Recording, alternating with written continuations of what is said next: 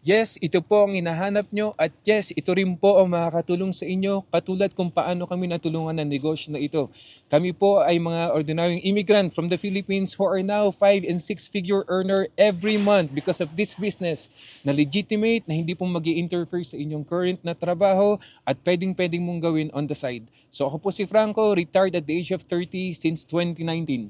Ako po si Gloria Chumi from Edmonton, dating Retail Convenience Assistant Manager, job quitter na din doon.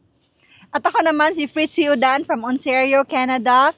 I'm a mom and I used to work 2 jobs and now just 1. That's because of this online business.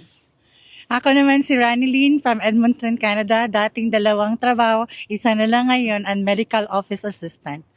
Hello everyone, ako naman si Marie Alamatel from Calgary, Alberta, former nurse, now retired at age 46. At hindi namin akalain na through this business, nung nag-step out kami ng comfort zone at ito yung maraming na hindi present talaga sa maraming tao, yung meron silang takot na mag-step out sa kanilang comfort zone. Pero when we step out of our comfort zone, doon namin nakita talaga ang total time and financial freedom na hindi namin nahanap sa usual na corporate job. So kung ikaw din ay dinadrag mo yung sarili mo sa trabaho everyday, hindi ka na masaya sa iyong sitwasyon, nagpa-pile up ang iyong mga utang, hindi ka makauwi ng Pilipinas or nangungutang ng pamasahe para makauwi lang ng Pilipinas.